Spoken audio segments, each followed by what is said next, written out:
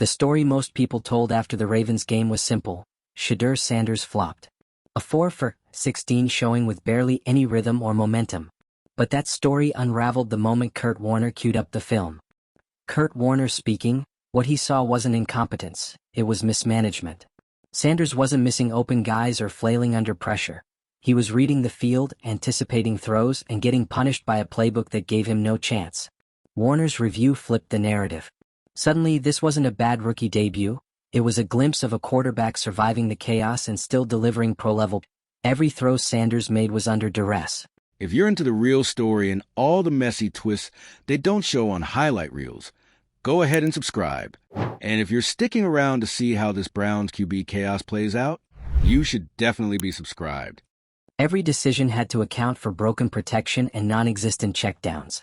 Jacob Roach saw it too. Sanders' problems weren't mechanical, they were systemic. And despite all that, he kept attacking, showing the deep ball instincts and toughness coaches crave. This film doesn't bury him, it saves him. The stats won't make headlines, but the traits on tape will. This isn't about justifying a rough night, it's about redefining what it means when a rookie quarterback fights through a perfect storm and still shows flashes of something special. The numbers were ugly. 4 completions, 16 attempts.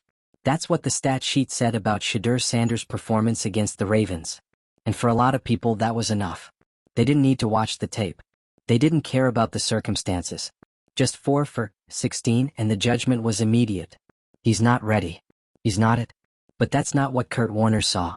Warner, a Hall of Fame quarterback and Super Bowl MVP, did what most fans and analysts didn't bother to do. He broke down the film. And what he found was something that completely contradicted the narrative surrounding Sanders' debut. Because when you actually watch what happened, snap to snap, pressure to pressure, it's not a story about a rookie who couldn't handle the moment. It's a story about a rookie who never had a chance. No hot routes. That was Warner's first red flag. In today's NFL, when a quarterback sees a blitz, there needs to be a quick answer built into the play.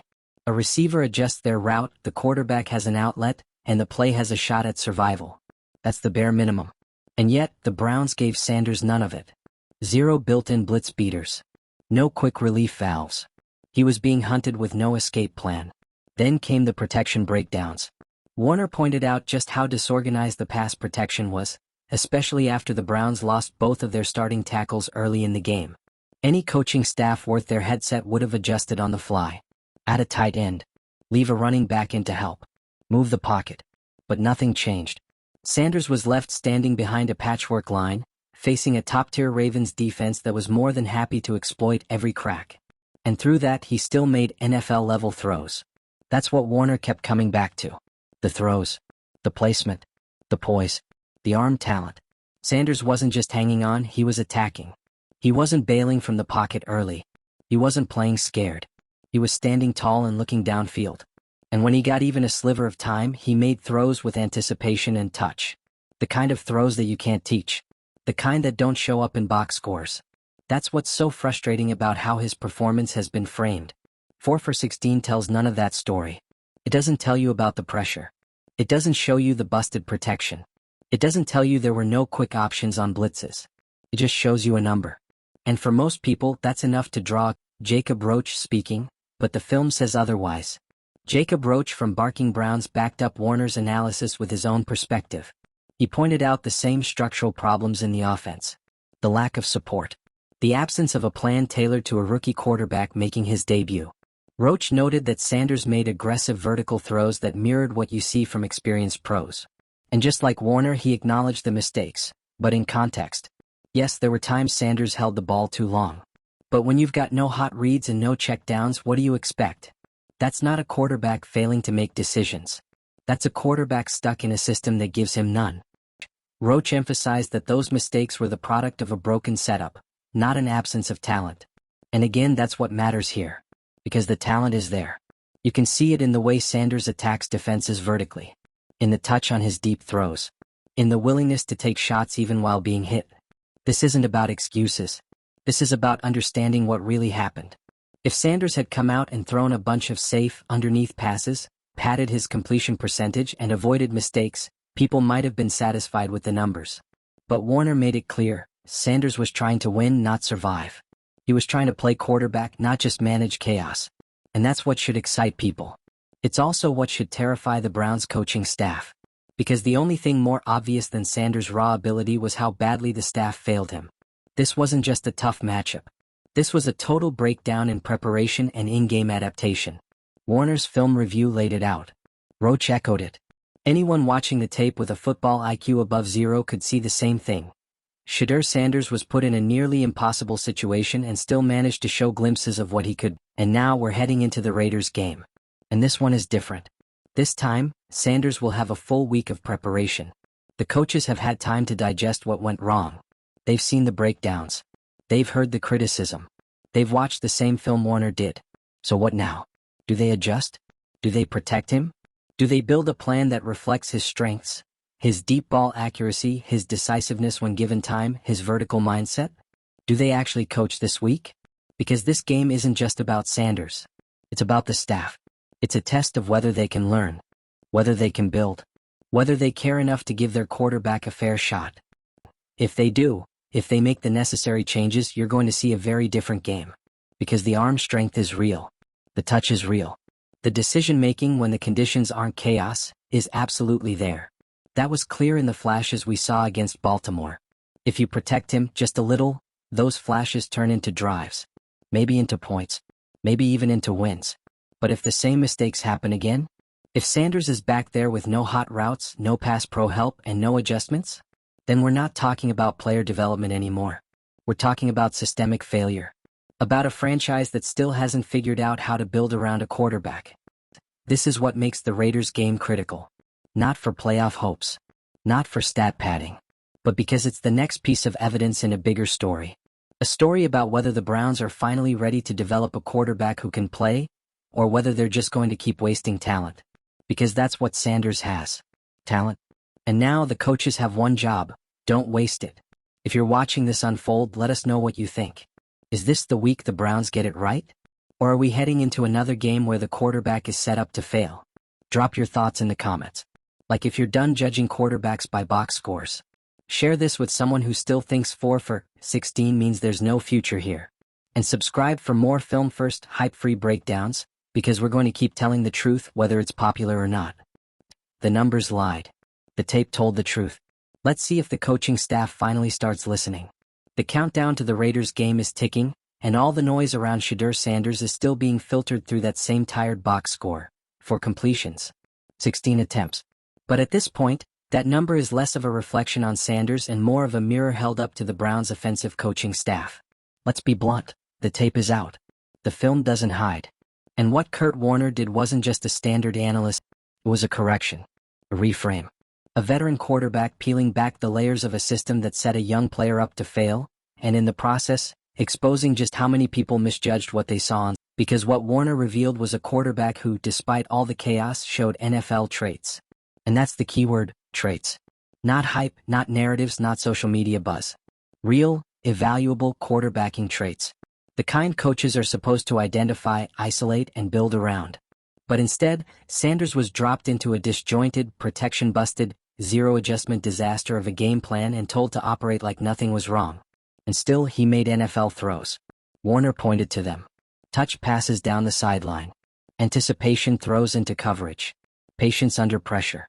Those plays don't happen by accident, especially not from a rookie playing behind backup tackles, without hot reads, and with a game plan that looked like it hadn't been updated since training camp. That's why this is bigger than one performance.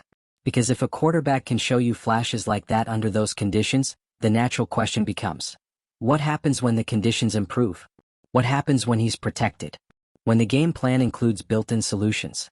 When the routes are timed and the reads are layered and he has time to throw? Not all day, just enough. That's the real test. Not just of Sanders but of the coaching staff. Because Warner's breakdown removed any mystery. This isn't about if Shedeur has talent. He does. The film confirms it. Now it's about whether or not the staff has the vision and the competency to develop it. And let's not pretend like this is complicated. It's not. This is football 101. You lose both tackles early? You adjust protections. The blitz is coming fast and often? You install hot routes. Your quarterback's internal clock is speeding up? You scheme short game rhythm throws to settle him in. None of those things happened against the... And yet Sanders didn't fold. He stayed aggressive. He stayed downfield focused. He trusted his arm. He didn't default to checkdowns because there weren't any, but he also didn't collapse mentally, which would have been completely understandable. Instead, he fought. And even in that disaster of a setup, you could see the foundation of a legit quarterback. That's not narrative. That's not potential. That's real. And Jacob Roach saw it too. His breakdown echoed Warner's point by point. Protection failures. Play calling issues. A complete lack of situational adjustment. But what Roach emphasized, just like Warner, was that Sanders still made aggressive decisions that mirrored what you want from an NFL starter. Not scared throws. Not desperation heaves. Smart, confident shots down the field, even if the result didn't show up in the stats. He also pointed out the downside, and it's fair. There were plays where Sanders held the ball too long. Plays where the internal clock lagged behind the pressure. That's not unusual. That's called being a rookie. That's part of development. What matters is why it happened. And when there are no quick throws designed into the offense. When the routes don't adjust to pressure. When your best protection is a prayer. Holding onto the ball starts looking a lot less like hesitation and a lot more like having no. So here's where it gets real. This next game is the first controlled test. It's not about whether Sanders can redeem himself. He doesn't need redemption. He needs structure. He needs coaching.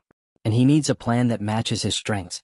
If he gets that, we're going to see something very different than 4 for 16. Because the flashes don't lie. The talent is real. He can throw with touch. He can push the ball vertically. He can process coverage when he's not being chased out of the pocket every other snap. And he has the calm to stay in the moment, even when the moment is absolute chaos. That's what Warner was talking about. Not fantasy potential. Real quarterback traits. Traits that translate, if they're developed correctly. That if is everything now. Because we've seen this movie before. Young quarterbacks with talent dropped into bad systems and left to rot. No support, no adjustments, no growth. Just a revolving door of lost potential and scapegoating. And in every one of those stories it starts the same way. A rough debut, a brutal stat line, and a franchise that reacts by tightening the leash instead of building the ladder.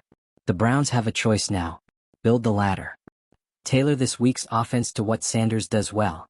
Get him into rhythm early. Run tempo. Use motion to simplify reads. Move the pocket. Protect the tackles. Add hot routes. Play call with intent. Coach.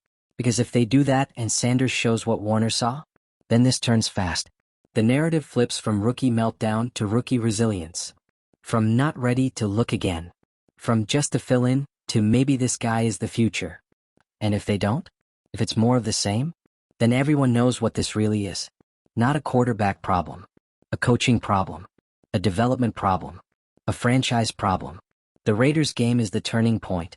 It's the moment where the Browns can decide whether they want to be another team that ruins a young quarterback, or a team that recognizes its mistakes and changes course. Because the tape didn't lie. And now the staff has no excuse. They've seen the evidence. They've heard the analysis. The flaws have been laid bare. It's time to respond. And fans are watching. Because this isn't about one game. It's about everything that comes after. About whether Sanders can keep growing. Whether he can become what the tape says he might become. If he's coached like a priority instead of treated like an afterthought. So to everyone still hung up on 4 for 16, you're missing the point. This isn't about a stat line. It's about a player trying to rise in the middle of dysfunction, and still giving you enough to believe there's something real there. And if the coaching staff can't see that, then it's not Shedeur Sanders who's failing the Browns. It's the other way around. Kurt Warner speaking. The deeper you go into the film, the more obvious it becomes. This wasn't a quarterback collapse. It was a system failure. And it wasn't subtle. It was glaring. Alarming. Almost insulting, honestly. You had Shedeur Sanders, a rookie with undeniable traits, trying to run an offense that didn't just forget the basics. It ignored them. So when Kurt Warner took that film and started pulling it apart, he wasn't just giving us a teaching moment. He was giving the Browns coaching staff a wake-up call. The NFL is ruthless. You only get so many chances to prove yourself. And when you're a rookie quarterback, every snap is magnified. Every mistake is dissected. Every missed throw becomes a headline. That's the world Shedeur stepped into against the Ravens. And he did it without preparation, without protection, and without a plan. No hot routes. No adjustments. No flexibility in the game script. You want to talk about being set up to fail? That's the blueprint right there. But instead of falling apart, Sanders stood in it. And that's what Warner highlighted again and again.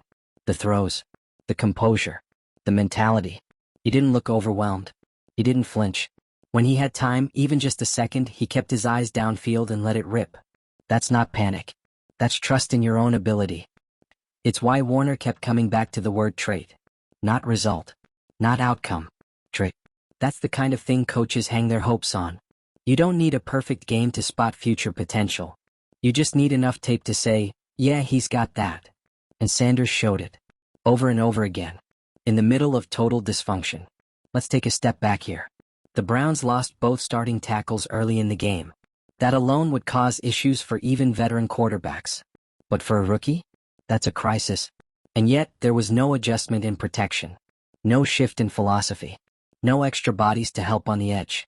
They just left Sanders to fend for himself against one of the most aggressive defenses in football.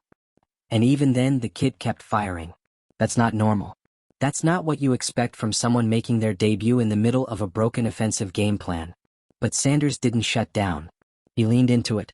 And yeah, the completion percentage was brutal. But the tape shows what the box score doesn't.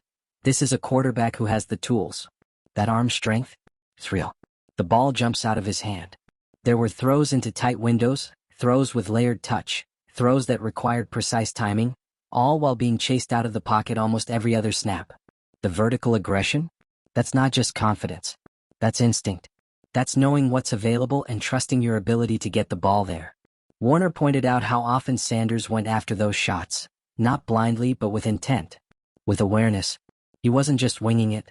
He was trying to win the down even when the situation screamed bail. Jacob Roach speaking, and that's where this conversation gets frustrating. Because if you only saw 4 for 16 and you stopped there, you missed the entire story. You missed the moments that matter. You missed the foundation of a quarterback who was doing more than surviving. He was trying to execute in the middle of a mess. Jacob Roach saw it too. He emphasized how little the coaching staff did to help Sanders. There were no built-in answers. The game plan wasn't designed for a young quarterback. It was rigid, outdated, detached from the reality of who was under center and what was happening on the field. Roach pointed to Sanders' vertical decisions as one of the bright spots. Big league throws that showed composure and anticipation.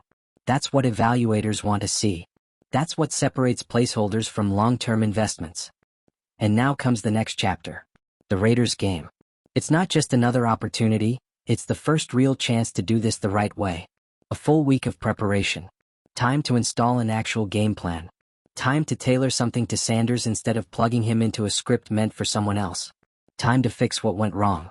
Because if the Browns walk into this week with the same approach, if they pretend like Baltimore didn't happen or worse that it was all on Sanders, then we're not just talking about incompetence. We're talking about sabotage. And at that point, it's not about what Shedeur can or can't do. It's about whether the organization even knows what it has. This is the moment. Right here. A chance to flip the narrative before it sticks. Because right now, Sanders' name is tied to a brutal stat line. It's stuck to an ugly debut. And that stuff lingers unless it's replaced by something else. But here's the catch. It doesn't take a perfect game to do that. It takes improvement. Structure. A game plan that works with him, not against him. If Sanders goes out there and runs a clean offense, hits some rhythm throws, hits 1 or 2 of those downfield shots, and protects the football, the conversation flips. It won't be about numbers, it'll be about control. Growth. Proof that the tape from the Ravens game meant, because Warner already told us the truth. The talent is there. It just needs a chance to breathe. So let's see if the Browns give it that chance. Let's see if they give their quarterback even the bare minimum. A plan, a pocket, a purpose. Let's see if they coach this game with urgency instead of autopilot. Because if they do, if Sanders gets even a sliver of normalcy, we're going to see what Warner saw, what Roach saw, what the film showed even through the wreckage. And if they don't, then everyone's going to know where the real failure lies. We'll say it again, this isn't about redemption. Shedeur doesn't need to redeem anything. He just needs to be seen for what he actually is. Not a stat line. Not a panic headline. A quarterback with NFL traits. Traits that showed up in the most difficult circumstances. That's why this game matters. Because if the Browns can't, or won't, give him the support he needs, then this organization isn't serious about developing quarterbacks. Period. And that's not just a Shedeur Sanders problem. That's a franchise identity problem. But if they do step up, if this week is different, then the story changes. From missed opportunity, to missed evaluation. From struggling rookie to misused talent. From 4 for 16 to why weren't we talking about this sooner? So stay locked in. Because this is the moment where a season that looked lost might start to mean something again, not because of wins and losses, but because a quarterback's career just might begin for real. And that's worth watching. The response is everything now. Because once the film is out there, once Kurt Warner, a Hall of Famer, a Super Bowl MVP, publicly puts his stamp on what Shedeur Sanders showed in that disaster of a debut, there's no turning back. The excuses are gone. The staff can't hide behind the stat line. They can't shrug it off and say rookie growing pains, or he's just not ready. Not after that breakdown. Not after a professional quarterback evaluator said, no, the talent is there. That puts the pressure squarely on the Browns coaching staff. Not on Sanders. He already did what he needed to do. He made NFL-level throws under extreme pressure. He kept his eyes downfield. He didn't bail on plays. He didn't collapse mentally. He tried to win the game. And he did all of it without the support that every young quarterback needs to even function, let alone succeed. So now it's the team's turn. And this is where franchises reveal who they are. Because what you do after the breakdown matters. When a game like that exposes your offensive flaws, your lack of adaptability, your poor protection planning, your empty playbook, and someone like Warner calls it out, the only acceptable response is change. Adjustment. Growth. If they double down on the same structure? If Sanders goes out against the Raiders and faces the same chaos? That's not just stubbornness. That's systemic failure.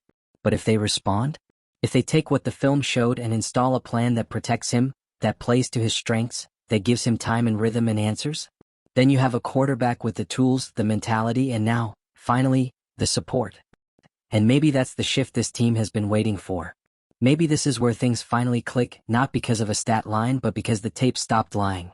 Because a rookie quarterback proved, in the middle of a mess, that he has the traits that matter most. The Raiders game isn't just about turning the page. It's about writing a new one. Because Shedeur Sanders showed who he was under pressure. Now we get to see who the Browns are in. If you're with us on this one, like the video, drop your thoughts in the comments and share it with someone who still thinks a bad stat line tells the whole story. And if you haven't already, hit subscribe. We'll be here next week, ready to talk about whether the Browns finally saw what Kurt Warner did, or whether they blew it. Because development isn't about waiting. It's about acting when the truth is right in front of you. And right now, it is.